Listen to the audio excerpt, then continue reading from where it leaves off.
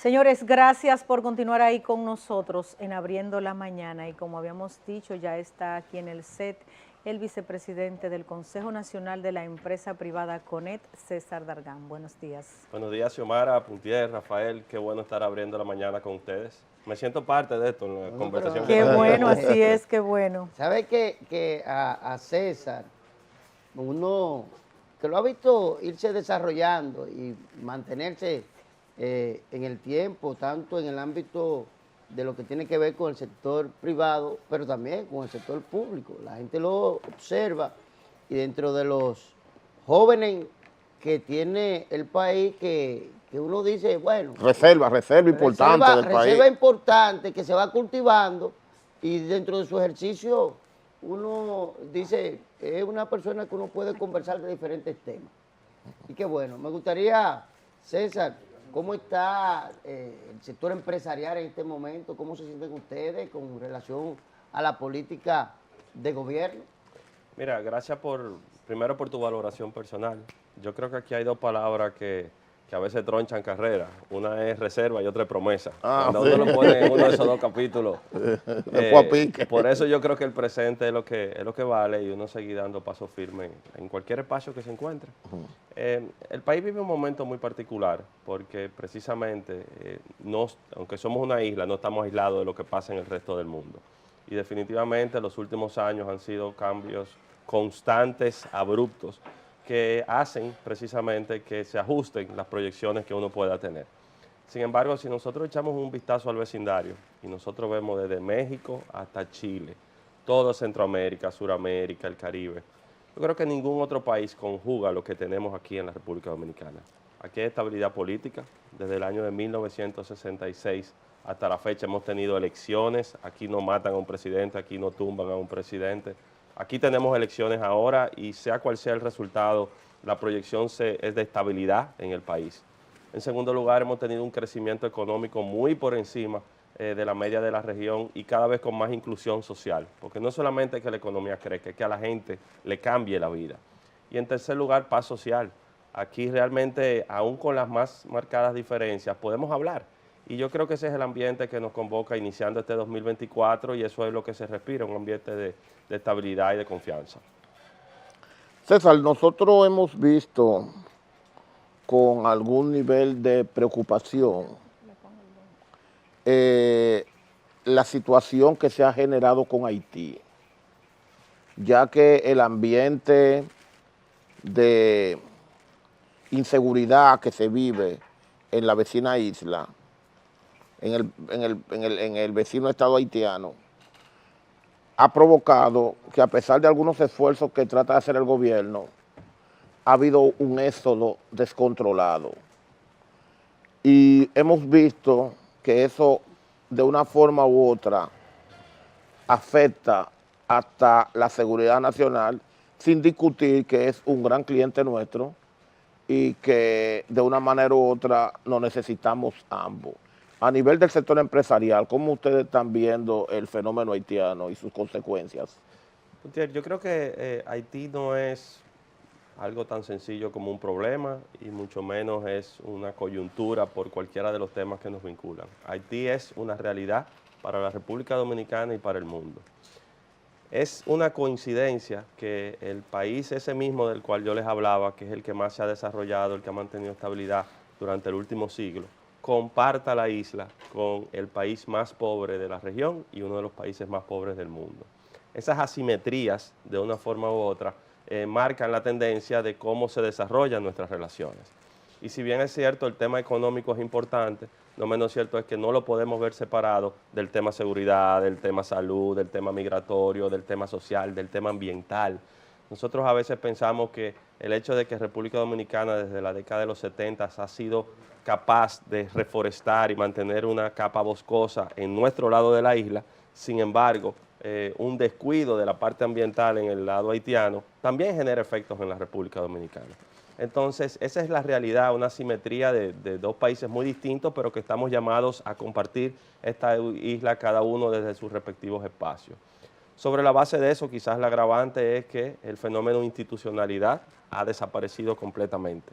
Antes se hablaba de una fragilidad de sus instituciones, pero un país que ya hace meses que no ha sido capaz de reorganizarse, nombrar un presidente, elegir sus autoridades, pues definitivamente ha caído en las manos de pandillas y de grupos extremos que son los que están conduciendo la actividad. ¿Qué opinión le merece el canal?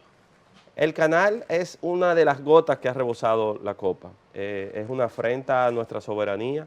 Si bien es cierto, cada uno de los estados tiene la capacidad de poder disponer de los recursos que se encuentren en su lado. En esta ocasión, por tratados internacionales, por mecanismos de consultas existentes, el diálogo debió haberse producido de otra forma. Ahora bien, entendemos que todavía estamos a tiempo de que ese diálogo pueda fluir no solamente para el tema del canal, sino para mantener los equilibrios en esta relación bilateral tan compleja que tenemos. César, a propósito de esto, el cierre fronterizo y todas las situaciones de crisis que ha generado, las medidas tomadas por nuestro gobierno, ¿cómo ha afectado el tema de las exportaciones al Consejo Nacional de la Empresa Privada? Mira, Xiomara, a partir del terremoto en Haití, las exportaciones de la República Dominicana crecieron exponencialmente y se colocaron por encima de los $1.000 millones las exportaciones formales. Pero cuando nosotros hacemos una radiografía de cuál es ese comercio que se desarrolla con Haití, no es solamente el comercio formal, es decir, el que cumple con los trámites aduanales y cruza por frontera o se va por la vía marítima. Ese no es el único comercio. Nosotros tenemos un comercio informal que es sumamente importante, los mercados binacionales que se celebran 2 veces por semana y que son el sustento de provincias fronterizas nuestras y ni hablar que también del lado haitiano. Y algo que es muy peligroso, que es el comercio ilícito, porque cuando tú presionas y aprietas el comercio formal e impides el comercio informal, entonces se va por el comercio ilícito, que es perjudicial para ambos lados de la frontera. Definitivamente en el año 2023, con las medidas que se tomaron, hubo una afectación. Sin embargo, a futuro, lo que nosotros estamos viendo es que la formalidad del comercio es beneficiosa para ambas partes, somos socios naturales, y ojalá inclusive que en algún momento Haití también pueda desarrollar su capacidad productiva y que esto sea en doble vía. Esa asimetría no conviene a nadie. Nosotros pensar en el futuro promisorio de la República Dominicana también conlleva pensar en que Haití pueda desarrollarse. Hay una situación que independientemente los sectores políticos la manejan de una forma, pero el sector empresarial, yo estoy seguro que la viene observando de otra, y es el hecho de que a partir del año 2019 República Dominicana comenzó a atravesar una crisis. Tuvimos la crisis de la pandemia, 2020, pasó 2021, el país no se sabía cómo iba a estar, comenzamos a tratar de salir, de sacar la cabeza. Posteriormente viene esta guerra de Ucrania, que ha afectado de una manera significativa lo que tiene que ver con el comercio, el precio que se subió del transporte, los commodities y todo lo que tiene que ver con materia económica para traer mercancía a República Dominicana. Al día de hoy entramos ya a 2024 y prácticamente hemos pasado un cuatrenio con muchas dificultades. El CONEP, ¿cómo visualiza el año 2024, donde vemos que ya la prima del dólar ha comenzado a una escalada, si se quiere, un movimiento alcista? Tenemos una campaña electoral y ustedes como representantes del sector importante de la economía, ¿cuáles son las observaciones que ustedes plantean para este año, para ahora? Definitivamente la tendencia de los tiempos actuales es poder navegar y gestionar crisis de manera constante. Los tiempos han cambiado y esto es lo que le han llamado una policrisis. Son muchas crisis al mismo tiempo. Si bien es cierto, la pandemia inició en el año 2020, no olvidemos que también en ese mismo año, aquí en República Dominicana, se llegaron a suspender 2 elecciones. Es decir, mientras el mundo cerraba, mientras la economía se afectaba, tuvimos al borde también de una crisis institucional muy mayor y pudimos superarnos. Y pudimos superarnos inclusive en una transición de gobierno, en una continuidad y de una forma u otra retomar el paso de la normalidad. Ahora, estos conflictos bélicos internacionales se les suman muchas otras cosas. No sé si han visto en la prensa en estos días cómo la sequía que afecta a Panamá tiene prácticamente colapsado el tránsito en el canal de Panamá y eso afecta todo el sistema logístico global. Entonces, todos los días nos levantamos con una nueva noticia. Ahí lo que hemos tenido que hacer es desarrollar una capacidad precisamente de enfrentar esos retos del momento, de la coyuntura, pero al mismo tiempo ver al futuro. El Consejo Nacional de la Empresa Privada culminó en noviembre del año pasado su 10ª convención empresarial, un proceso sumamente amplio de consulta, no solamente a lo interno del sector empresarial, sino con el gobierno, con la oposición, con la sociedad civil, con la academia, con los sindicatos, y de una forma u otra esbozamos cuál es ese país y qué tenemos que hacer para ese país que queremos en el futuro. Y por primera vez también lo que hicimos fue bifurcar y dividir entre desarrollo económico y desarrollo social. Nosotros no podemos pensar en que se desarrolle nuestra economía si eso no conlleva también un desarrollo humano de nuestra gente. Por eso el primer planteamiento que se hizo fue, más allá de las cifras, más allá de la macroeconomía, que si el Producto Interno Bruto, que las inversiones, que el comercio, pensemos también en cuáles son los indicadores que están cambiando la vida de los dominicanos. ¿Dónde está nuestra salud? ¿Dónde está nuestra educación? ¿Qué estamos haciendo con la infraestructura? ¿Cuál es el sistema laboral y de seguridad social que nosotros tenemos para generar empleos? Y han sido las propuestas que hemos planteado y que estamos en la mejor disposición de en el mediano y largo plazo, es decir, durante los próximos 4 años y a futuro, poder trabajar de manera conjunta. César, a propósito de esa política económica, ¿cómo evalúan ustedes el sector empresarial, la política precisamente de endeudamiento, de préstamo que ha ejecutado nuestro presidente, donde más de 3.000 millones de pesos en dólares han sido tomados en préstamo? El sector empresarial, ¿cómo ve esto? ¿Pudiera afectar a la economía a futuro de la República Dominicana? Xiomara, los préstamos por sí mismos no son buenos o malos. De hecho, nosotros en nuestras vidas diarias cogemos un préstamo para comprar un carro, para comprar una casa. O sea, el endeudamiento en sí es parte de la dinámica económica, ya sea doméstica, en una casa o en un estado como estamos hablando. Lo que podría generar preocupación es la capacidad que tú tengas para continuar endeudándote. Y en ese sentido también, ¿para qué es que te estás endeudando? Entonces, si nosotros vemos en qué ha ocurrido en la República Dominicana, no solamente en la actual gestión de gobierno, sino en gestiones anteriores, es que todos los años cerramos con un déficit. Es decir, lo que nosotros gastamos es mucho más que lo que ingresa al Estado. Y por eso, para poder desarrollar una serie de obras, para poder cumplir con una serie de obligaciones que tiene el gobierno, tiene que recurrir a ese financiamiento. Todavía la República Dominicana está en un margen aceptable. Nosotros hemos visto países que han caído en lo que se llama default, en incumplimiento, precisamente porque su nivel de endeudamiento no han podido cumplir con esas obligaciones y eso ha generado otro tipo de repercusiones. Lo que ocurrió en Argentina más recientemente fue un colapso de una de las economías más bollantes de todo el hemisferio, que con el paso de los años, precisamente a través del endeudamiento, colapsó. Pero ha pasado en países de Asia y de Europa. Entonces, el llamado de atención es realmente a cuál es el modelo de país que nosotros queremos, cuánto cuesta ese país, de dónde viene ese dinero y qué capacidad tenemos nosotros para poder enfrentar esas necesidades. César, yo le tengo una pregunta como representante del CONEP. Yo he visto que muchos sectores sociales y empresariales se han manifestado con relación a la nueva ley de migración, digo del DNI.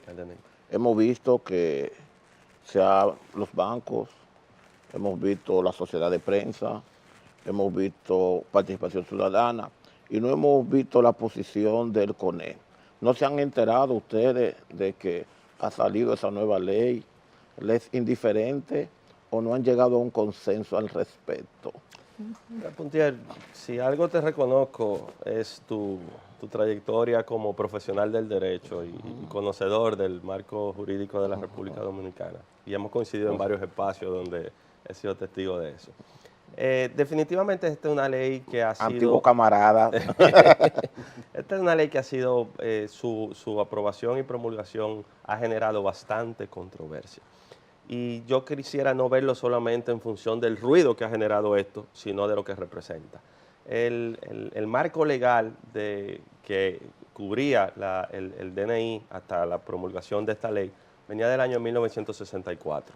Era un momento en el que el mundo estaba enfrentando una guerra fría y en el que en nuestro país estamos todavía en esa transición hacia la democracia. Fue la sustitución del SIN, el Servicio de Inteligencia Militar, y evolucionó al departamento. En ese contexto. Sí. Y la labor de inteligencia y contrainteligencia que tienen que desarrollar los estados para garantizar la seguridad nacional no es algo reciente, ha evolucionado en el tiempo y debe seguir evolucionando precisamente para enfrentar con efectividad las amenazas actuales de las redes criminales que pueden desestabilizar una nación. Entonces, la discusión per se de esta ley no ha sido algo perjudicial, número uno. Número dos, el poder centralizar o de una forma u otra lograr la coordinación de las diferentes agencias que tienen que ver con inteligencia y contrainteligencia en el Estado también es algo positivo. Porque nosotros tenemos el DNI, que quizás por nombre es el que más suena, pero está el J2, está el G2, cada uno de los organismos castrenses tienen su propio sistema de inteligencia, muchas veces contradictorio y en otros casos con solapamientos. Y ese es otro aspecto positivo. Sin embargo, ha generado, y con mucha validez, preocupación, los postulados de los artículos 9, 10 y 11 de esta ley. Nosotros hemos sido parte de esta conversación, no ahora con la aprobación de la ley, formulamos comentarios en el Congreso Nacional y ahora somos parte de este diálogo. De hecho, ayer tuvimos una reunión con el consultor jurídico del Poder Ejecutivo y con el director del DNI. Expresamos algunas de estas cosas y entendemos que ahora mismo, ya teniendo una ley promulgada, no vamos a llover sobre mojado. Aquí hay diferentes caminos que podemos recurrir. Uno de ellos, modificar esos aspectos que permitan traer mayor claridad y eliminar las dudas que se han generado con respecto a su aplicación. Otro de ellos, y ese no depende de ninguno de nosotros, son las acciones que se han incoado en el Tribunal Constitucional y que en algún momento tendrán que ser conocidas. Pero el diálogo entiendo que es positivo, la invitación que hizo el presidente válida. de sentarse a Claro, verificarla. nosotros la acogimos, como dije ayer, y quizá aquí estoy dando esa primicia, tuvimos una primera reunión y la próxima semana serán convocados muchos de los actores que se han venido. O sea, ya empezó a trabajar la mesa de consenso. Ya se está trabajando y mientras exista diálogo podemos estar optimistas de que lograremos soluciones. Cuando hablas de que y es una reunión que recientemente, una primicia para todos los amigos que están mirando el programa en estos momentos, habla que se reúne con el consultor jurídico del Poder Ejecutivo, nuestro gran amigo Antoliano, un jurista que tiene... Muy experimentado, muy experimentado. Luis Soto, que también es un abogado que de vasto conocimiento. Él, en esa conversación, si usted puede decirlo aquí, entienden que hay vicios de inconstitucionalidad en la... Yo conocí a Luis Soto antes de ser espía. En estos aspectos de la ley. Usted menciona 3 artículos. Se hablan de que hay más. Se hablan de que hay casi 12 artículos que pudieran tener contradicción con la propia Carta Magna. Cuando ustedes hablaron ayer, él le manifestó eso. Mira, en primer lugar, la información que tenemos es que este diálogo no solamente está ocurriendo con el CONEP, sino con otras organizaciones de la sociedad civil y con actores políticos importantes y la procura de construir un consenso en torno a estas posiciones es fundamental. En segundo lugar, en nuestra conversación puedo decir de que tanto el consultor como el director del DNI han presentado argumentos bastante interesantes, no solamente desde la óptica del marco legal dominicano, sino también con el derecho comparado. En ese sentido, hemos coincidido en que podrían haber espacios de mejora y por eso he dado 2 de las opciones. Una de ellas es modificando la ley, otra es a través de las acciones incoadas en el Tribunal Constitucional, otra es por la vía reglamentaria, donde pueda ser por la vía reglamentaria y esta ley tendrá que tener su reglamento de aplicación. Pero las complejidades del combate a la delincuencia y al crimen, los retos que presentan los tiempos actuales y la necesidad de adecuar nuestra legislación deben ser la principal motivación para que este diálogo pueda fluir de manera positiva. César, tenemos que ir a una pausa comercial por compromiso, pero seguimos con más al volver en Abriendo la Mañana.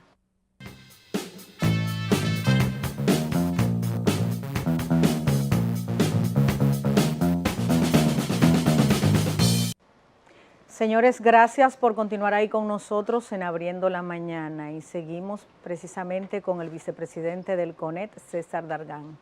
César, ¿Qué opinión le merece a ustedes como empresario la situación que se ha generado con la deuda de Falcondo, donde tanto acreedores como empleados ya están reclamando la intervención del propio presidente Luis Abinader para que le den respuesta a esta deuda de más de 100 millones de dólares? Sí, y evidentemente es algo que trasciende el aspecto puramente laboral, que quizás ha sido el que más ha llamado la atención en las últimas semanas, por la trascendencia y el impacto que tiene una empresa como Falcondo en el desarrollo de Bonao y de toda la región durante años. Una empresa en la cual inclusive hay participación del Estado en su capital accionario. Falcondo es parte del CONEP. Nosotros también hemos entrado en diálogo con la empresa a raíz de las informaciones que se han discutido públicamente. Entendemos que se ha resuelto la parte laboral. Sin embargo, entendiendo la operación misma de la empresa, la producción de ferroníquel y su caída, los precios en la demanda en los mercados internacionales, generaron cambios abruptos en su operación del año 2023. Entiendo que el diálogo que está ocurriendo ahora mismo entre la empresa y el gobierno va orientado precisamente a buscar soluciones ante esa realidad y ojalá también sea a proyecciones a futuro de cómo la operación puede seguir siendo desarrollada. El sector minero dominicano requiere de todo el apoyo, pero el minero es responsable que cuide los recursos naturales de la República Dominicana y genere desarrollo en nuestras comunidades. Y pensar en el desarrollo de nuestro país a futuro, obligatoriamente el componente minero es fundamental. César, hay algo que quizá dentro del contexto del día a día, muchas personas no lo observamos o algunos le damos de lado, y es de cómo ustedes pueden cuantificar o medir el crecimiento del poder económico y productivo de las diferentes provincias. Y si ustedes tienen algún estudio que puedan plantearle al país, mira, dentro de las provincias que han ido mejorando en los últimos años, está, por ejemplo, viene Santiago, que vamos que tuvo una transformación, vemos la provincia de Santo Domingo, que en un momento determinado está creciendo, pero si ustedes tienen una medición que pudieran decir, mira, ya la provincia de Santo Domingo se está convirtiendo en una parte como el New Jersey de los Estados Unidos. Está Nueva York, que es Manhattan, cruzando un puente, tú tienes New Jersey, que es un sector industrializado. ¿Cómo ustedes miden eso? Mira, nosotros per se no generamos data. Nosotros sí procesamos, analizamos información de fuente oficial y al mismo tiempo generamos estudios y aproximaciones de condiciones muy particulares. Ahora bien, nosotros nos apoyamos en la data que genera el Ministerio de Economía, el Ministerio de Hacienda, el Banco Central de la República Dominicana y la cruzamos precisamente con lo que está ocurriendo directamente a nivel de las empresas. El Consejo Nacional de la Empresa Privada cumplió recientemente 60 años y hoy tiene una membresía de 57 asociaciones y 64 empresas de manera directa. Esas 57 asociaciones representan 60.000 empresas a nivel nacional, de todos los tamaños, desde las grandes industrias hasta las micro y pequeñas empresas, de todas las regiones del país y de todos los sectores de nuestra economía. Por eso es que el planteamiento que hemos hecho, y le comentaba hace un momentico en la convención empresarial, es a trascender esa medición del desarrollo económico y a ubicarnos del lado también del desarrollo humano. Y ese planteamiento no es solamente un invento del CONEP. Ahora mismo que acaba de cerrarse el Foro Económico Mundial en Davos, precisamente el llamado ha sido a buscar y procesar los indicadores que permitan determinar que este gran crecimiento económico también está cambiando la vida de la gente. Y ese es el camino que tenemos por delante y en el que estamos en la mejor disposición de seguir trabajando. César, nosotros hemos visto que el Ministerio de Trabajo ha tomado una interesante iniciativa llamando a que se trabaje menos, que dice que la gente rinde más trabajando menos. ¿Cómo el CONEP ve ese plan piloto que deciden iniciar algunas empresas públicas y privadas y cuál es una posición al respecto si la tienen? Según las conversaciones que hemos tenido con el ministro de Trabajo y su equipo, la motivación de este plan piloto que se ha anunciado ha sido precisamente tendencias existentes en países desarrollados y discusiones que tienen lugar a lo interno de la Organización Internacional del Trabajo, que dicen que reduciendo la jornada laboral puede aumentarse la productividad. Y eso todavía es algo que está por determinarse. Entonces, por eso este plan que se ha anunciado... Vi que Maduro lo hizo. ¿Quién? Nicolás Maduro lo hizo. Bueno, como decía, es un plan... Con esa crisis que hay en Venezuela. No, pero es un plan, según se ha anunciado, y es lo que entendemos, es un plan piloto, es decir, a ver si funciona o no funciona, y voluntario de aquellas empresas que quieran acogerse al mismo. Ahora bien, lo que al final de estos 6 meses tenemos que determinar es la relación directa entre la reducción de la jornada y el aumento de la productividad, porque al final del día lo que queremos es que los trabajadores estén cada vez mejor remunerados, cada vez más protegidos en sus derechos, cada vez más motivados, manteniendo un equilibrio entre su vida laboral y su vida personal, pero al mismo tiempo que eso repercuta positivamente en la productividad de las empresas. Es una relación ganar-ganar entre ambas partes. Nosotros hemos planteado inclusive una discusión un poquito más compleja. Entre el 2021 y 2023 se han hecho los ajustes de salario mínimo más altos de la etapa reciente. Nosotros hemos tenido ajustes significativos en la mayoría de los sectores. Ahora bien, ese es el salario nominal. Eso es cuánto gana una gente, 20,000, 25,000, 30,000 pesos. Y eso no necesariamente es lo que cambia y transforma la vida de las personas. Por eso el planteamiento es, vamos a hacer una transición entre medir el salario nominal al salario real. ¿Cuánto es que realmente una gente necesita para poder vivir en las condiciones adecuadas? Y eso conlleva no solamente ajuste del salario en el número, sino en muchas otras cosas que rodean y que permitirían un mayor nivel de calidad de vida. César, hay un tema que no quisiera dejar de aprovechar la oportunidad que está usted aquí con nosotros. O invitarme más a menudo. Obviamente, las puertas de Abriendo la Mañana abiertas. Es el tema eléctrico, el sector eléctrico. Vemos con preocupación, y de hecho había sido también del presidente del CONET, el señor Celso Juan, que había dicho y se quejaba precisamente del sistema de subsidio y la mala política del gobierno para contrarrestar las pérdidas. O sea, entre los subsidios y las pérdidas afecta grandemente el sector eléctrico en sentido general a las empresas que son productoras y generadoras de energía. ¿Qué opinión le merece? Y fue preocupación pública de ustedes en el 2023. Exactamente, porque ha sido un tema del CONET precisamente abordar, que las autoridades se aboquen a abordar con criterio el tema eléctrico en la República Dominicana. Todos los temas, yo no sé si ustedes se han dado cuenta que hemos ido hablando esta mañana, están conectados el uno con el otro. Hace un momentico hablábamos de endeudamiento, hablamos de economía, hablamos de desarrollo, y ninguno de esos temas es posible abordarlo si no abordamos con seriedad el tema eléctrico. Precisamente. No es posible que año tras año el subsidio al sector eléctrico supere los $1.000 millones y vaya creciendo. Nuestro país se abocó a discutir y concertar un gran pacto eléctrico suscrito en el año 2021, que en ese momento estimaba que las pérdidas de las distribuidoras rondaban alrededor de un 30%. Hoy en día las pérdidas de las distribuidoras rondan un 40%. Y quemar ese dinero que va al subsidio eléctrico, dinero que puede ser destinado a muchas otras cosas para el desarrollo nacional, no es sostenible.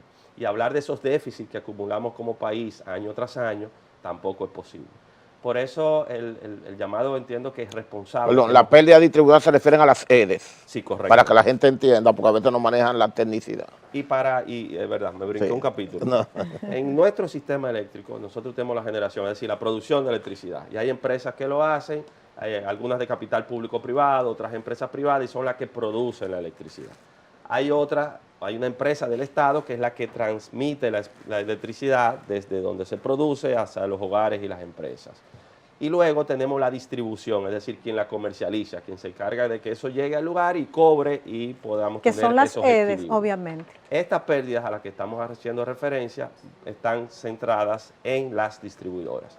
Y este es un tema bastante delicado y quizás el más delicado del sector eléctrico, y por eso hemos hecho un llamado de manera responsable. Ahora bien, otros aspectos a tomar en cuenta en el sector eléctrico es un mayor nivel de planificación y visión a futuro. Por ejemplo, si nosotros entendemos que una comunidad en particular va a tener un desarrollo importante en los próximos años. No esperemos que ahí viva más gente para poder instalar lo que hay que instalar.